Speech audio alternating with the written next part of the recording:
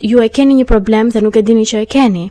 Për këtë arsye, gjërat tuaja vonohen, ju i mendoni ndryshe dhe në fakt dalin ndryshe, ju i mendoni për mirë dhe në fakt dalin për keq, ose e kundërta ndodh. Pse ndodh kjo?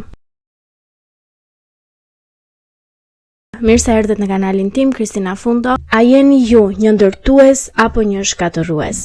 Kjo është pyetja të cilën neve do të shtjellojmë sot në këtë episod. A e dini që ndonjëherë ju as nuk e kuptoni që po i bëni keq përveç vetes tuaj, edhe të tjerëve, edhe familjes tuaj? Mund të jeni ndërtues, mund të jeni një mjek, një profesion ndërtues dhe bëni shumë mirë tek të gjithë personat, tek të gjithë pacientët të cilët ju vinë. Por, kjo nuk do të thotë që ju jeni njeri i mirë së brendshmi. Kjo nuk do të thotë që ju nuk doni që ata pacientë të kthehen sërish tek ju, në mënyrë që juve dhe profesioni juaj të vazhdojë, sepse është baza për jetën tuaj, është baza për të ndërtuar karrierën tuaj dhe jetën tuaj në mënyrën financiare dhe që ju të mbani familjen.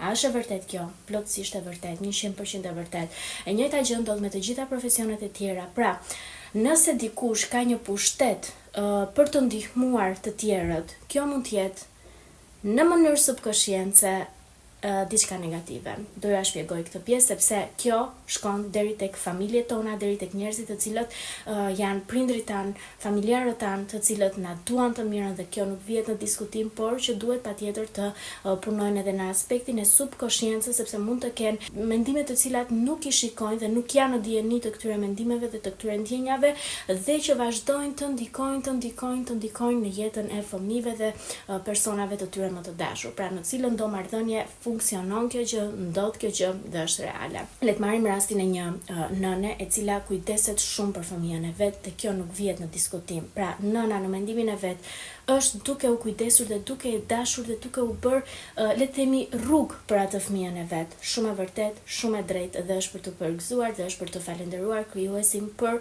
cilën do nën, për cilin do prind, për cilin do njeri të cilin ne e dim që na do me shpirt, me zemër dhe që do vetëm të mirën tonë. Kjo është për të mbajtur parasysh. Në anën tjetër, nëna kujdeset aq shumë dhe ka aq shumë të rrënjosur atë dashurinë për fëmijën, saqë mund të mendoj që ky person do t'i bëj keq. Pra, nëna ka plotësisht të drejtë që të shqetësohet dhe të thotë që ky person do t'i bëj keq fëmijës tim. Kjo situatë nuk është më e mira për fëmijën tim. Nga ana tjetër ndodh edhe diçka tjetër e cila kjo është një energji negative. Pra, dua që ta shpjegoj me atë të drejtën të cilën unë mendoj. Pra, energjia është shumë negative, energjia e shqetësimit, energjia e merakut, të mban gjithë natën zgjuar. Pra, trupi e mohon këtë ndjesi sepse nuk është e shëndetshme. Nuk është të jesh në dritë, të jesh në paqe, të jesh e qetë dhe keni parasysh që ajo që juve ndjeni aty ku shkon fokusi juaj, aty shkojnë e gjithë drejtimi i jetës tuaj. Pra, ndjek atë rrugë të cilën merr fokusi juaj kryesor. Besoj se të gjithë kemi një rast ose më shumë raste kur kemi paramenduar diçka të keqe, të ndodhi diçka dhe na kap një lloj frike, na kap një lloj ankthi dhe më pas kjo gjë në momentin që neve mund të jemi të qetë ose në momentin që neve sapo e kemi harruar atë pjesë të merakut, ndodh. Dhe është shumë e vërtet dhe ka të bëjë pikërisht me këtë funksion që atje ku neve e lejojmë të gjithë energjinë tonë që të shkojë, të gjitha mendimet tona që të shkojnë, atje fokusohet dhe atje krijohet pra i gjithë kjo jeta jonë dhe ky realizimi, ky manifestimi në jetën tonë. Mund të ndodhë edhe që nëna në mënyrë jo të vetëdijshme po e pengon rrjedhën e fëmijës së vet. Dhe kjo vjen si pasojë e merakut dhe e dashurisë së saj, por ajo nuk është fare në dijenin që po e pengon këtë fëmijë dhe këtë njerëz që të eci përpara. Kemi rastin në të cilin nënat nga dashuria që kanë për fëmijën e tyre, pra rrjedh natyrshëm një dashuri shumë e madhe për fëmijën e tyre edhe pasi kalon në moshë madhore. Kjo dashuri vazhdon, kjo dëshira për ta patur gjithmonë afër vazhdon edhe është shumë e theksuar. Sidomos kur nënat e kuptojnë që fëmia e tyre është bërë gati për të martuar, për të krijuar një jetë të re, një familje të re. Dhe çfarë duan ato? Fillojnë edhe stresojnë, fillojnë edhe smuren, i kap një gjendje ankthi dhe në mënyrën e nën konsciencën e tyre nuk e kuptojnë që kjo gjë është në dëm të tyre dhe në dëm të fëmijëve mbi të gjitha, sepse e kuptoj adhurimin, sepse nëna e adhuron fëmijën e vet dhe do që ta ketë gjithmonë afër, përdo që ta ketë në një farë mënyre edhe për t'i shërbyer, ashtu në të njëjtën formë edhe nënvetdia e di këtë gjë që ti je kujdesur për këtë fëmijë, ti je kujdesur që në momentin kur ai ka marrë frymë për herë parë deri tani që ai do të krijojë një jetë të re dhe do të largohet. Dhe këtë gjë në nënvetdije të gjitha nënat, të gjithë prindrit e kanë dhe ndihen si bosh, sikur po i shkëput një pjesë të zemrës tyre dhe po e çon, po e merr dikush tjetër, po e jep me dëshirë dikujt tjetër. Kjo është, flasim gjithmonë për nënvetdijen, sepse me vetëdije patjetër që nëna e do më të mirën për fëmijën e vet dhe mundet edhe të sakrifikojë veten e vet dhe këtë ndjesinë që unë e kam rritur dhe kjo gjë është ajo që duhet të bëj fëmia im. Pra, unë jam shumë e lumtur që ai të jetë ose ajo të jetë e lumtur.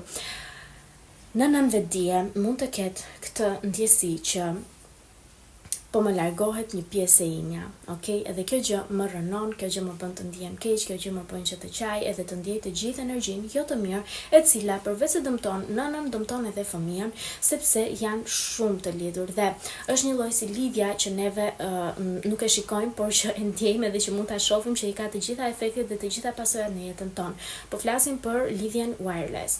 Pra, Wi-Fi, wirelessi, neve nuk i shikojmë valët absolutisht, por efektin ja shohim në telefon ton, në kompjuterin ton, në punën ton, kudo.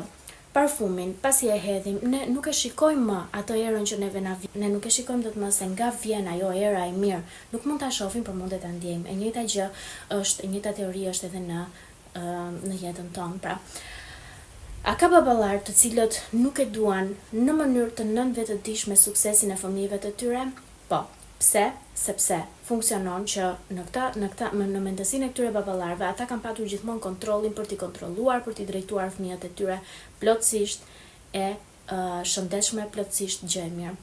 Në momentin që një fëmijë bëhet shumë më i suksesshëm dhe nuk ka më nevojë për atë kontrollin, jo se nuk ka nevojë për dashurinë, ka nevojë për formën tjetër të prindit. Pra, prindi është një spektër me të gjitha ngjyrat e veta dhe duhet që të rrotullohet pra në atë spektrin, mbaron një punë, mbaron rritja e fëmijës, kontrollohu në spektrin tjetër, pra në spektrin e jo mbikëqyrjes, po të dhënies dashuri, të dhënies së mbështetjes. Mbaron edhe ky spektër, e shikon që fëmia jot ka kaluar një farë moshe dhe ka kaluar faza të rëndësishme në jetën e vet dhe të cilat ka nevojë vetëm që të dëgjojë dhe të jetë mirë. Kalon në një spektër tjetër, kujdesu për veten tënde, sepse fëmia ka nevojë që të ketë një prind i cili kujdeset për veten e vet, një prind i cili vendos tashmë atë prioritetin, shëndetin e vet dhe veten e vet, sepse fëmia tashmë ka një familje për të mbajtur, ka një grua, ka fëmijë, ka një burr, ka fëmijë dhe ka një jetë të re. Okay, ka një jetë të re, por jo të ndarë pra nga prindi.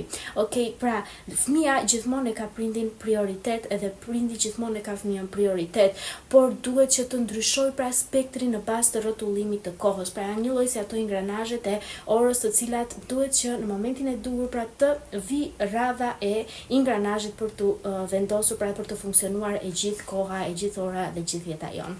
A do ta thon ndonjëherë nëna, babai që shiko se unë kam nevojë që të kontrolloj ty, shiko se unë kam nevojë që të kam rritur dhe ti duhet patjetër që të më kujdesesh tani gjithë jetën tënde të mbetur, duhet kujdesesh për mua?